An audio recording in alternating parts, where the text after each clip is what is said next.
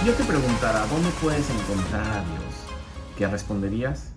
Quédate conmigo 10 minutos y veamos cómo el profeta Ezequiel responde esta pregunta.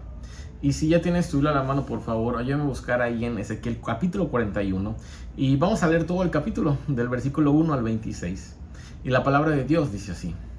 Luego él me llevó a la nave central y midió los pilares, los cuales tenían 6 codos de un lado y 6 codos del otro. El ancho de la entrada era de 10 codos y cada una de las paredes laterales medía 5 codos de anchos. También midió la nave central. Esta medía 40 codos de largo por 20 de ancho. Después entró al santuario interior y midió los pilares de la entrada, los cuales eran de 2 codos de ancho cada uno. La entrada medía 6 codos de ancho y las paredes laterales de la entrada medían 7 codos. Después midió la longitud del santuario interior, hacia el lado del lugar santo, que era de 20 codos de largo. Su anchura era de la misma medida. Entonces me dijo, este lugar es santísimo. Luego midió el muro del templo, que era de 6 codos de espesor. Las cámaras alrededor del templo medían 4 codos de fondo. Estas cámaras laterales estaban puestas una sobre otra, formando 3 pisos. En cada piso había 30 salas. Alrededor de todo el muro del templo había soportes que sobresalían para sostener las cámaras laterales, de modo que no estuvieran empotradas en el muro del templo. Las cámaras laterales alrededor del templo se ensanchaban en cada piso sucesivo. La estructura alrededor del templo estaba construida en niveles ascendentes, de modo que a medida que se subía, las cámaras de arriba adquirían mayor amplitud. Una rampa subía desde el piso inferior hasta el superior, pasando por el piso intermedio. También vi alrededor de todo el templo que había una plataforma elevada que servía de base para las cámaras laterales. Esta base medía 6 codos de altura. La pared exterior de las cámaras tenía un espesor de 5 codos. Entre las cámaras laterales del templo y las habitaciones de los sacerdotes que rodeaban el templo, quedaba un espacio libre de 20 codos de ancho. Las cámaras laterales se comunicaban con el espacio libre por medio de 2 entradas, una al norte y otra al sur. El ancho del espacio libre alrededor de las cámaras laterales eran de 5 codos. El edificio que por el lado oeste quedaba frente al patio medía 70 codos de ancho, con un muro de 5 codos de ancho por 90 codos de largo. El hombre midió el templo, el cual tenía un total de 100 codos de largo. También el patio con el edificio adyacente y el muro medían 100 codos de largo. El ancho de la fachada del templo más la parte del patio que da hacia el este medían 100 codos. Luego midió la longitud del edificio posterior del templo que daba al patio, junto con las galerías de ambos lados, y medía 100 codos. La nave interior del templo, los vestíbulos del atrio, los umbrales, las ventanas con celosías y las galeras alrededor de los 3 pisos, comenzando desde la entrada, estaban recubiertos de madera por todas las partes, de arriba hasta abajo. Todo estaba recubierto, incluso las ventanas. Desde la entrada hasta el recinto interior y alrededor de todo el muro, por dentro y por fuera, el interior y en el exterior, se alternaban los grabados de querubines y palmeras.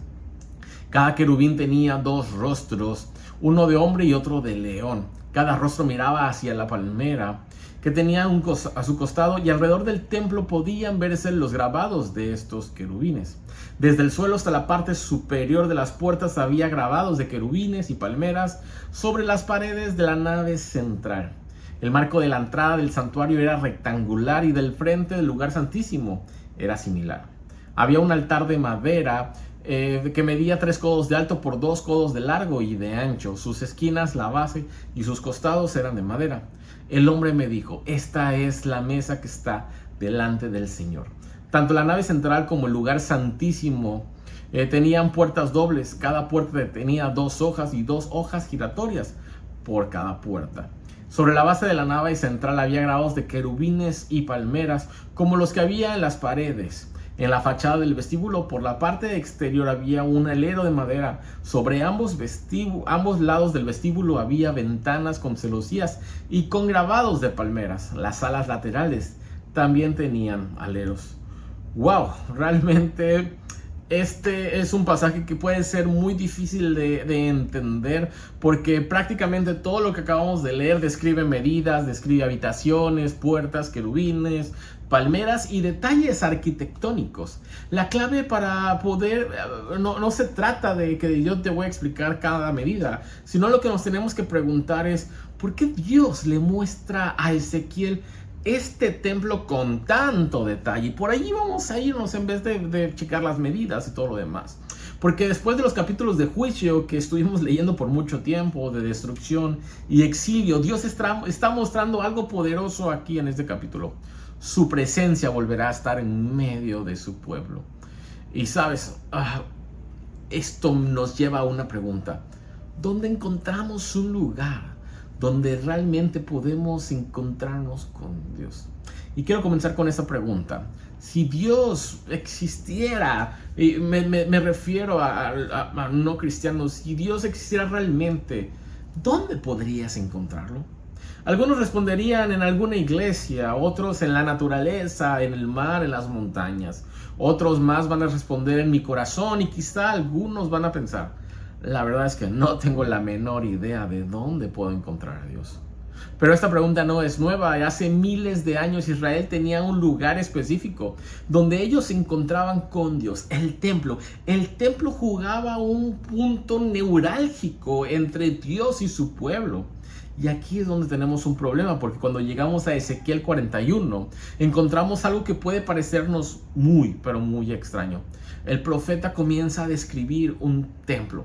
Medidas, paredes, puertas, habitaciones, querubines, palmeras. Y uno puede pensar, ¿por qué está esto en la Biblia? ¿Por qué después de todo lo que Israel ha vivido, pues Dios está mostrando algo? Que su presencia no los ha abandonado. Y ese es el primer punto que te quiero dar el día de hoy, que Dios quiere estar cerca de su pueblo. En los primeros versículos que leímos, Ezequiel entra al templo y comienza a describir sus diferentes espacios. Primero el lugar santo, después aparece el lugar santísimo. Y fíjate en algo, el templo no era simplemente un edificio religioso, representaba la presencia de Dios en medio de su pueblo en estos tiempos. Para los israelitas eso era enorme, el templo lo era prácticamente todo, porque ellos acababan de perder Jerusalén. Habían visto el templo destruido. Ellos habían sido llevados al exilio, recuerda esto. Ellos ya no estaban en su lugar. Parecía que Dios los había abandonado, pero ahora Ezequiel recibe una visión de un templo. Es como si Dios les estuviera diciendo, mi historia con ustedes todavía no terminó. Y aquí hay algo muy relevante para nosotros. Si tú puedes entender que esta visión se dio cuando ellos ya estaban en el exilio, cuando su templo estaba destruido, es porque hay una visión todavía de un templo cuando ya no existe. Y aquí es donde podemos encontrar una enseñanza tan grande, porque todos queremos pertenecer a algún lugar. Todos queremos sentirnos aceptados, seguros. Y por eso es que construimos grupos de amigos, amistades, familias, relaciones. Incluso nuestra identidad llega a girar alrededor de ciertas cosas, alrededor de ciertos grupos. Pero si eres honesto contigo, ninguna de ellas va a llenar ese vacío. ¿Por qué? Porque tú y yo fuimos creados para algo más profundo, para vivir en una relación con Dios. Y sabes, un teólogo lo expresó de esta manera: nuestro corazón está inquieto hasta que descansa en Dios. Nuestro corazón está inquieto hasta que descansa en Dios. Y quizás por eso muchos de nosotros tenemos amigos, tenemos una relación de noviazgo, de matrimonio, un buen trabajo, éxito, y aún así sientes que te falta algo. Porque ninguna de estas cosas fue diseñada para ocupar el lugar de Dios. Fuimos creados para la presencia de Dios y nada creado puede ocupar completamente su lugar. Pero aquí hay algo todavía más interesante. El capítulo no solo habla de que Dios quiere estar cerca, nos muestra cómo se veía ese lugar donde Dios habitaba. Ya que aparecen todos estos detalles que pueden parecernos extraños. Y este es mi punto número 2. La presencia de Dios cambia el significado de nuestra vida. Desde el versículo 5 hasta el 26, Ezequiel continúa describiendo las paredes, las habitaciones, las puertas y las decoraciones. Y encontramos algo muy interesante aquí. Hay querubines y palmeras tallados en las paredes. ¿Pero por qué? Esa es la gran pregunta. Porque este templo recuerda algo al lector de esos tiempos. Algo que aparece desde el inicio, desde el principio de la Biblia. El jardín del Edén. Esta imagen la tenían presente los israelitas de ese tiempo. En Génesis, Dios estaba presente con el ser humano físicamente. Había comunión, no había vergüenza, no había muerte, no había separación, pero el pecado entró. Y el ser humano fue expulsado de la presencia de Dios. Ahora en Ezequiel, después de años de pecado, de juicio y de exilio que ahora lo están viviendo, aparece nuevamente esta imagen de un lugar donde Dios habita con su pueblo. La historia bíblica está apuntando hacia una restauración, sin duda alguna, con esta imagen. Dios quiere recuperar aquello que el pecado destruyó, su presencia con nosotros. Y aquí es donde el cristianismo se vuelve increíble, porque la historia no termina con un edificio de nuevo, con un templo. En Juan 1:14 encontramos una declaración extraordinaria, que el Verbo se hizo carne y habitó entre nosotros. Y sabes, la palabra utilizada habitó tiene una idea de poner su tienda o tabernáculo entre nosotros. Y eso era muy relevante para ellos. ¿Entiendes lo que está sucediendo en este capítulo? En el Antiguo Testamento Dios hablaba de un templo. En el Nuevo Testamento Dios viene ahora en la persona de Jesús y caminó entre nosotros. Por eso es que Jesús más adelante dice: yo soy el camino. La esperanza cristiana no es ve a la iglesia y allí encuéntrate con Dios. La esperanza cristiana es encuéntrate con Cristo, porque en Cristo es donde encontramos a Dios. Y aquí es donde vuelve la pregunta inicial a nosotros: ¿dónde puedes encontrar a Dios?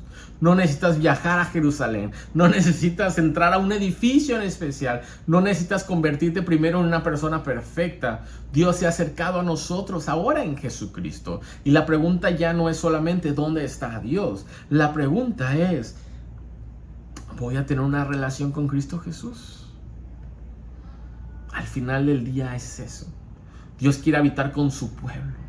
El pecado nos alejó y el exilio les mostró las consecuencias. Y el templo que ahora se está escribiendo aquí apunta a una restauración. Y Cristo vino para hacer esta restauración realidad. Él es Dios acercándose con nosotros. Al final del día, la mayor bendición que Dios puede darte no es una vida sin problemas, es una vida con Él. El templo nos muestra dónde es que Dios quería habitar, pero Jesucristo nos muestra hasta dónde Dios estuvo dispuesto a llegar para volver a tener una relación contigo y conmigo. Amado Padre Celestial, te damos muchas gracias por tu palabra y gracias por este capítulo de Ezequiel donde nos muestra una visión de un templo, donde vuelve a apuntar a restauración, donde vuelve a apuntar a una relación contigo. Y eso nos recuerda que a pesar que hemos estado en exilio, que hemos estado en caos, que hemos estado en destrucción, tú nos vuelves a apuntar, Señor, a que quieres una relación con nosotros. Ayúdanos, Padre, porque no podemos solos. En el nombre de Cristo Jesús. Amén. Nos vemos el día de mañana para otro devocional. Que tengas un buen día.